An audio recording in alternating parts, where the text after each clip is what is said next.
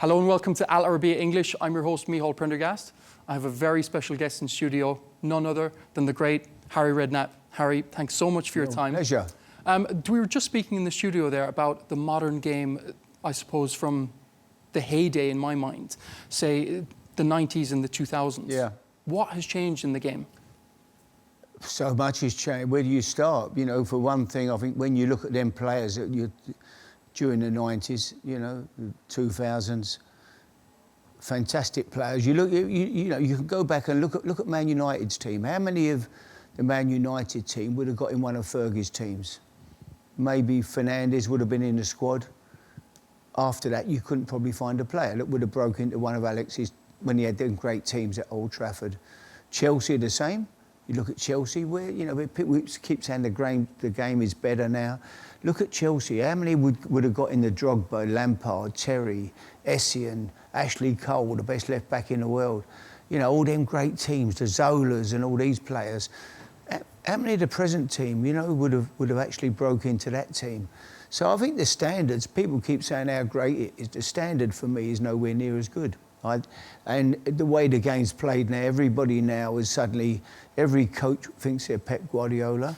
They all want to play from the back. You've got goalkeepers who want to pass it here. They pass it to the centre half, who gives it to right back. Then they roll the ball into a midfield player who's coming towards his own goal with someone closing him down.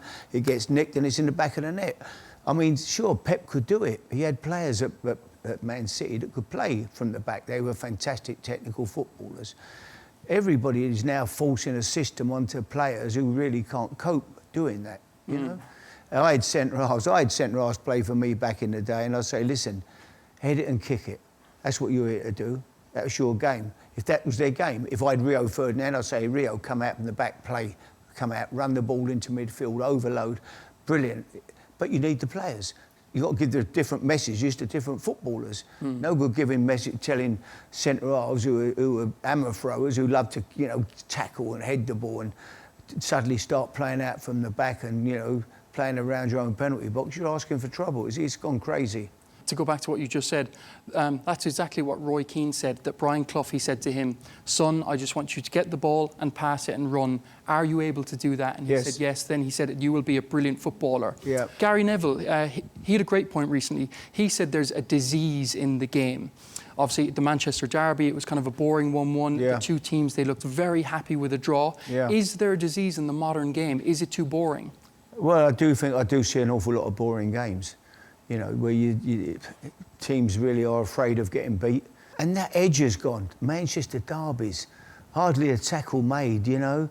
Back in the day, it would have been fierce and, you know, you'd have had tackle, you'd have had bookings, you'd have had teams getting stuck into each other. Yeah, and a lot of that as well is to do now with, you know, you touch somebody now, you get a yellow card. You know, tackling has gone out the game, basically, isn't it? You know. So that's a big difference. All that fierce competitiveness that we used to have in certainly any local derby, but any game at the top level, you know, you'd expect players to come out and put it all on the line and have a real go. But yeah, it's very passive, a lot of the football at the moment. Of course, and in terms of tackling as well, they say obviously there's a South American or like a Spanish influence in the Premier League. The kind of players are diving. There's not a lot of hard tackles. Yeah. I've always thought it would be a great protocol if they brought in a retrospective look at dives. And if you're caught diving, it's a 3-match ban. It's not, yeah, I can see, yeah, for sure. But they go down there, holding their faces, you know, as though they've been hit in the face. And when you see a replay of it, someone's hit them on the shoulder. There's nothing near it. Or they go down, every excuse now to go down and lay down and roll about, it seems to be, you know, that seems to be the modern way, unfortunately. Listen, there's still great games, there's still great players. You know, we looked the other night, we looked at Arsenal, what a performance, what a game. You know, I don't care if you supported Arsenal or not, if that didn't get you off your seat, the game with Real Madrid, it was, you know, two wingers, Saka, Martinelli, ripping the fullbacks to pieces, getting the ball wide, going at them with pace and ability and dribbling skills, getting crosses into the box, great free kicks from Declan Rice. Just a fantastic performance. That was, and the intensity of the game from Arsenal was absolutely brilliant. And that's what you want to see. You want to see them games. You know, someone rang me the other day, said, what would you you know, talking about, you know, we were talking about the second leg of a game, Aston Villa. I was talking to Gabby Agbonlor. He said, how would you see it now if you were managing Villa, PSG coming to Villa Park? Would you, you know, you don't want to give a goal away early or in the first half hour, you've got to keep it tight. You know? I said, well, no, I wouldn't. That wouldn't be my philosophy. I'd get, from the first whistle, welcome to Villa Park. We're going to get steamed into you tonight. The crowd are going to get up for every challenge. They're going to get behind us. We're going to give them something to cheer, and we're going to create an atmosphere on the pitch and off the pitch that is going to frighten PSG to death. And that would be my message. It wouldn't be, no, let's go out and play our way into the game and keep, you know. But I'm afraid that more and more, I do see more and more games are very, very passive. Yeah, and I mean, in terms of young talent as well, obviously, Declan Rice and Saka. You in your day, you had a great eye for spotting talent. I'll never forget the press conference with Frank Lampard. Yeah. I mean, you famously said he will go right to the very top. What was it in him that you spotted at a young age? Well, what it was, he had this desire to be a footballer.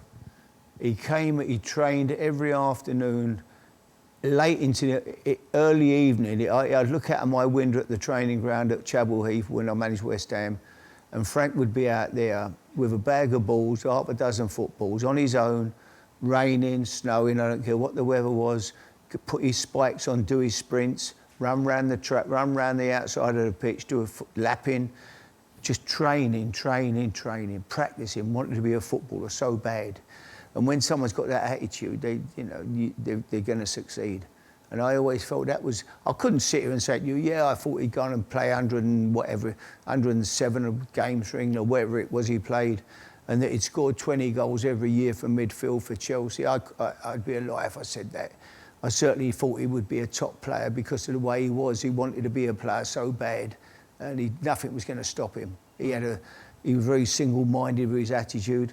And what he did with them, having him there at that time, Rio, Joe Cole, Michael Carrick, Jermaine Defoe, Glenn Johnson, they all saw what Frank was doing, how he was training. It rubbed off on them. They all suddenly wanted to do extra after training. They wanted to improve on that certain aspects of their game. And that's what helped to make them fantastic players as well. But Frank was the leader in that, to be fair. And, you know, they all went on to have incredible careers. He made himself into a great player. You just mentioned Joe Cole. Obviously, he's doing a show with us as well. Yeah. You first met him when he was 11. 11. First time Joe turned up at West Ham training ground, I'll never forget it. It's as though it's today. You know, it was a rainy, horrible day. We were playing on a muddy pitch at the training ground. We were playing Norwich. Joe's playing. It's his first time he's ever worn a West Ham shirt. And we stood on the touchline, me, 3 or 4 ex-West Ham legends, if you like, who had played Peter Braybrook, Alan Seeley, who got the 2 goals in the Cup Winners' Cup when West Ham won. We're Frank Lampard Senior. We all stood on the touchline, and after 10 minutes, we're gone, who's this kid? What is it? Who is it? What? We couldn't believe what we're watching. He was 2 years out of his age group. He was 11, playing under, you know, against 13-year-olds.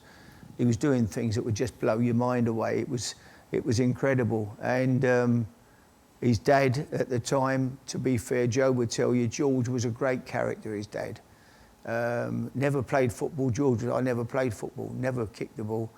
But, you know, and every club in England was chasing George. We signed him on schoolboy forms, and then suddenly his dad would come to see me. George would say, Harry, he's going to Man United for a week, or he's going on the coach with Man United to the Cup final. And I say, yeah, no problem, George. I mean, we could have reported Man United, or we could have complained or whatever. I knew if we did, George would just say, OK, fine, but OK, if that's your attitude. And I said, George, let him go, have a look. You know, this is where he belongs. We want him here. This is where we want him. And he was fantastic with us, you know. So he'd go off, he'd have a look round, he'd go to Liverpool, he'd go to Arsenal, he'd go wherever he wanted to go.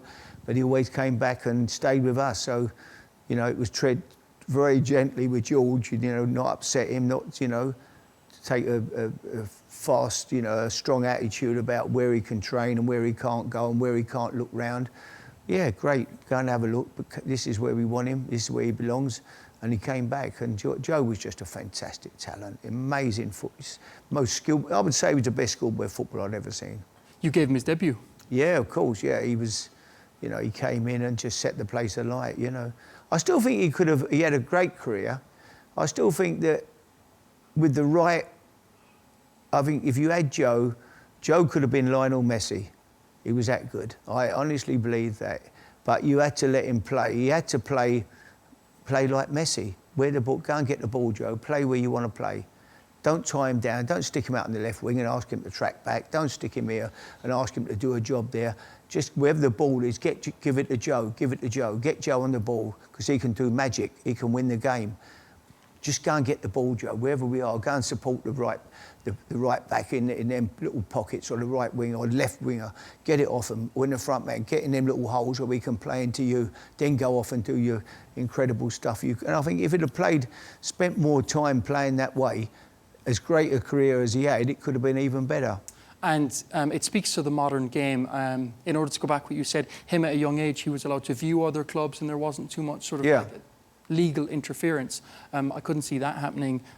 Now they're so strict on players. I think it's causing a stagnation of creativity. Have a look at centre forwards. You can't buy a centre forwards. Why is that? No, people keep saying Arsenal have got to get a centre forward. Where? Who?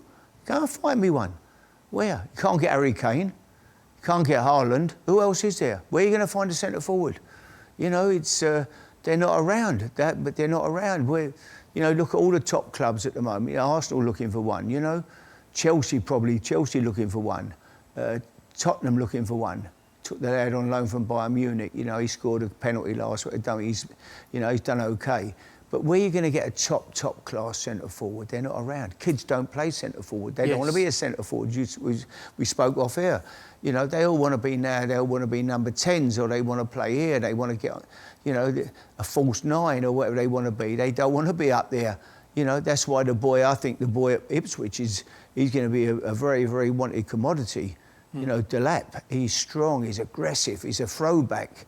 He gives centre-halves, you know, they know they've been in a game when they play against him. I think he's a kid with a great future. And he's going to be, I think he'll be the big number 9 going forward after Harry Kane, you know, in the England team. I really do. I think he's got something special about him. With special players, it has to be cultivated. Obviously, kind of two very special players at Tottenham was Gareth Bale and obviously Luka Modric, who you managed. I suppose it was you had the foresight to bring Modric, who was a left winger, I believe, into midfield as well, to put Bale, who was a left back, at left wing, which had huge impacts on their careers. It made them some of the best players in the world.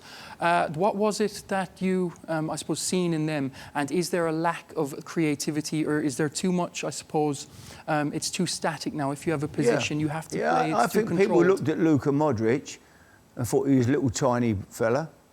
You know, he's small. Stick him out on the left-hand side, get him in a little pocket on the left, coming in off the line where we can get the ball to him and he can do a little bit. I didn't see that. I saw him as a player who could control the football match. You know, he could play, never gives the ball away. You know, and so that's why I shifted him inside. People said to me, he can't play in there. He won't be strong enough to play there in the Premier League. Well, you know, he certainly was. And look at his career. You know, coming up to 40 or whatever he is now, still playing with Real Madrid. A fantastic footballer again. Great role model, great person, trained hard every day, came in, not a minute's problem.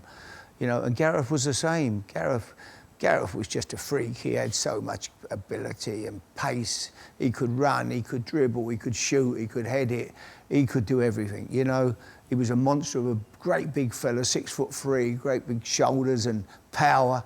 You know, you could imagine him being a rugby player. I'm not an expert in rugby. I do enjoy watching it, but you imagine him, you know, being the player that they get the ball to, and then off he goes and runs with it and sidesteps people and goes on 90-yard runs. That was how he played out when he played wide left. He was unplayable. He was a fantastic talent. Speaking about British players, there's also a lack of British managers. There's only 2 in the league, I believe. Yeah. Eddie Howe and Graham Potter. Yeah. I think the league is going to suffer from this. What's your opinion on that? Yeah, they don't. We've got more and more foreign owners now. The foreign owners are being bought in by super agents, who, you know, people who do the deals. They'll get them to buy it. This club's for sale. They'll broker the deal, and then they've got a big-time manager that they know. Who, yeah, we can get you a top manager from somewhere, from Germany or Holland or wherever it may be. You know, and that's and they okay, great. They go along with it. You know, English managers, they're probably, they're There's a load of talent in the lower divisions. Eddie Howe would never have come to the fore if he hadn't got promoted with Bournemouth. You know, Yeah. he had to get. The only way you'll get a job now in the Premier is to get a team promoted. If you're English, British manager, the only way up is to get a promotion from in the Championship and prove that you can do it at that level. If you don't, very, very rare the chances that you're going to actually be offered a job by a foreign owner now. It's completely changed. And it also hurts the national team. I mean, there's a German manager of the England team. Sure. You were meant to be the English manager. What do you feel about that? Well, the problem was there was no choices. We were struggling. It was only for me. Eddie Howe was the only choice. Eddie would have been perfect, but you know he's got a great job at Newcastle as well. But I'm sure if the England job came up, he wouldn't be able to turn it down. So that's going to, and I'm sure that will happen eventually. So yeah, at this particular time, we needed to look at a foreign manager, and Tuchel was available, and he's got a good track record. A German spy, as you said? No, don't go there. Oh my God, it was a joke, you know, that badly backfired, but it was only a joke. So yeah, but no, hopefully he can do well with the England team. He knows a lot of the players. He managed here at Chelsea, so he'll know the players very well. Let's hope he can get us. He's certainly got the talent at his disposal. We've got some fantastic young players in this country at the moment. Yeah. It's amazing. We've got a little nucleus of fantastic players, but it's a very small group. Outside that, when you go through the teams, you look at the teams, how many English players in Man United's team, how many in Liverpool's team? You know, there's one or two, there's one, there's very, very few. Some of the top teams have got no English players in them. But the ones that are in the team are special talents, you know. And then you've got the people like Bellingham playing at Real Madrid. Just about to bring him up. Yeah, I mean, fantastic talent, you know. And we've got Declan Rice and we've got Phil Foden. We've got some great talent. Still got the best centre forward in the world, in my opinion, Harry Kane. So there's certainly a great pool of, you know, nucleus there for him to go on and win a trophy. We should have won a trophy by now. You know, we've had great opportunities, great draws in competitions where we should have gone on and won them. But it's there to be done, and he could be the man to do it. You've worked with Harry Kane. Would you like to see him return to the Premier League? Yeah, of course. I still think he's the best centre forward around. His all-round game is fantastic. And another great professional and great person, you know, not a minute's problem, comes in to train, family man. Yeah, great. And Arsenal need a striker. Is there any hope? oh my God, he'd be the one for sure, you know. But you know what was great the other day? Seeing Declan Rice get them two fantastic goals. There is a lad there. What a great role model he is. Great lad, fella. Gives his time to everybody. No side to him. He's not flashy. He's down to earth, you know. Come through the system. Got released by Chelsea as a schoolboy. Went to West Ham, did great at West Ham, and then obviously got that move to Arsenal. But a wonderful person, you know, always got time for everybody, always bright. You can see he looks like he loves what he's doing and realises how lucky he is to be a fantastic footballer playing at that level. So he really is. I love to see him do well. He's a great guy. Yeah, and in terms of international football, obviously Saudi have won the 2034 World Cup. Yeah. Obviously, you've spent a lot of time in the region. You must be very confident that they're going to hold a good tournament there. Oh yeah, it'd be fantastic, wouldn't it? It'd be fantastic. It'd be a great place to come and watch your football. Safe, you know, great atmosphere. People just come and have a great time, as long as they behave themselves, you know, which everybody should do anyway.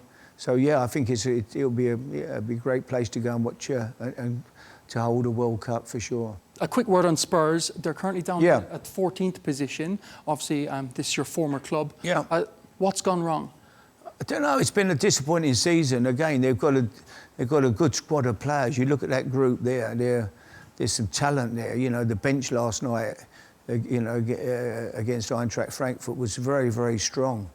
You know, but I don't know. They've had injuries, but you know we can't keep blaming injuries. Obviously, the players haven't really. Some of the key players haven't been at their best this year for whatever reason. You know, I don't know. I'd love to see Ange go on and win that trophy, win a European trophy, and I think if he does that, that will secure his job for sure for next season.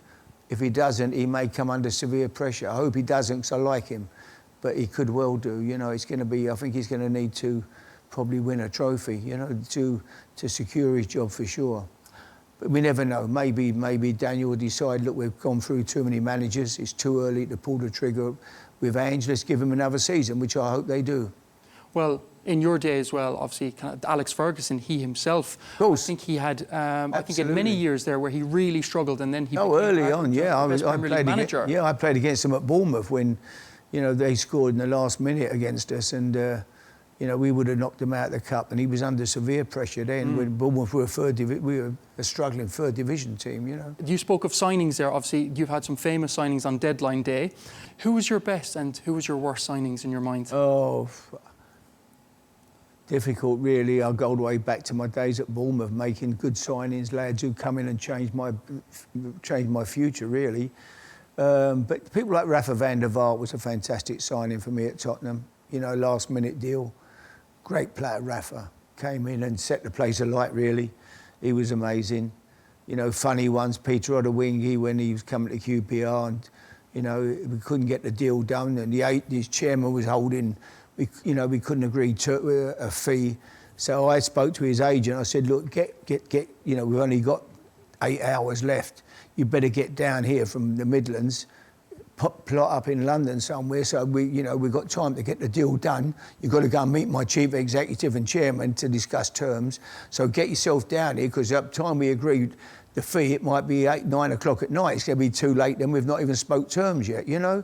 So with that, they obviously jumped in the car. Instead of plotting up at a hotel a mile or so away from the ground, they drove straight to Loftus Road. As they pulled up, the Sky cameras are there waiting and seeing him getting out. So Peter Odewingie is arriving to sign for QPR, but his chairman's watching it back in West Brom and said no, that was the end of the deal. Straight away, send him back, no deal. Oof. And that was, poor Peter was in a difficult position, so it was a shame for him. Any other famous stories of transfers? Any funny ones up your sleeve? Oh, difficult ones, really. Yeah, I mean, so many that, you know, Paolo Di Canio was a great signing for me. You know, he was a fantastic player. He'd had the problem where he'd pushed the referee over, Mr. Alcock. We're playing for Sheffield Wednesday, and, you know, I took a big gamble. That was probably my boldest signing, because when I went to my chairman, Terry Brown, and said, I want to sign a striker or forward. And he said, yeah, we need someone, Harry, you know. And I said, I want to Paolo Di Canio. And he went, Harry, anybody but him. He put his hand in his head. His head in his hands, sorry, and said, no, please, not Paolo Di Canio. You know, I said, yeah, he's fantastic. Anyway, he backed me, and he came in and became one of the all-time great players for West Ham, you know. But I remember reading a Sunday newspaper, the headline said, Redknapp walks tightrope with no safety net under him. Di Canio will get him sacked. But he never. He was amazing. Peter Crouch has said you're the best manager he's ever played under. What did you make of Peter? I love Crouchy. I mean, when I first signed him at Portsmouth, you know, I went to my chairman, Milan Mandrick. I said, we want to sign a centre forward from QPR. Sorry, he's £1 million, Peter Crouch. He said, are you crazy? He said, you think I'd pay £1 million for a basketball player? He's the worst player I've ever seen. He said to me. I said, no, he's a good player. He'd be a good player. He's only 19. And he went, in the end we argued and argued. He said, it's on your head. If he's no good, you take the blame. I said, yeah, no problem. And he came in and we had him only one season, sold him for £5 million to Aston Villa. And Milan said after, he said, Harry, I always said he was a good player. You had him at 3 clubs? Yeah. Crouchy, Defoe. You know what you do as a manager? Like you work with people so you know them. You know, if I took Crouchy from one club to another and he was no good, then you're an idiot, because you work with him, you see him every day, you know what sort of boy he is, you know how he trains, you know how he lives, you know what he is. So you're not taking chances. When you take people, you know, people say to me, Nico Cranchar. Nico was a great lad, great footballer, technical footballer. And I sort of took him around, you know, to most clubs, because he could do stuff and win games for you, and, you know, had produce some magic. So yeah, Jermaine Defoe was the same. I kept coming back and signing Jermaine. But, you know, they were no-brainers. You knew what you were getting. Incredible player. Great player, great. Again, another lad, practice, work on the training ground, lived right, looked after himself. Great person. And in terms of social media now, I think there's an extra pressure on managers. Obviously, in your day, yeah. there was none of that. You had the back pages, but I suppose, like the abuse, and I suppose managers are targeted in that way. Oh, completely different now. Yeah, I mean, it's social media, but you know, I learned a lesson many years ago, Mike. You know, I remember Alex Ferguson. He said he doesn't read newspapers. If you don't want to see what people are saying about you, don't just read them when you've done well and look for the good things, you know, because when it ain't going well, you're going to get slaughtered. So just don't look at them. And that was what I did. I never bought a newspaper. You know, wouldn't listen to radio, wouldn't look at, we didn't have social media anyway, really, in them days, so we never got involved in that either, you know. I'll just finish on VAR. To be honest, I think it's had a very controversial impact. I'm not the biggest fan of it. Obviously, I think there could be room for improvement for the technology. But would you have liked to have had VAR in your day? Do you know, sometimes you watch games and you see decisions made. I watched a game the other night, Leeds scored a couple of goals that were good goals, disallowed, offside, nowhere near offside. And you think, my God, they could have done with VAR, you know? Then you see some of the decisions that very difficult for the referees to keep up with the game and the speed of the game and the you know the linesmen. We don't call them linesmen now, do we? Sorry, what we call them now? Fourth officials. Fourth officials, yeah, whatever. But yeah, it's getting more and more difficult. So there's good and bad. I can see but you know, it takes away that instantaneous joy of scoring a goal when you score. And that is what you go for. You know, you want to see a goal. You want to celebrate. Now, you know, suddenly, you know, VAR, 3-4 minutes sitting there waiting. It's a killer. If I had the choice, you know, there's good and there's for and there's against. I think I'd still be against if I had the choice. I still think the instantaneous joy of scoring is what people got a football for, you know. And football fans, you take the rough with the smooth in the end. You know, it's not an exact science. It probably never was meant to be. So, I think that I would be with it. I would do without it if I could. But I don't think it's going to happen now. It's here to stay. Agreed. Unfortunately, we'll have to end it there. We're just out of time. But an absolute pleasure to have you in studio, Harry. Nice talking to you.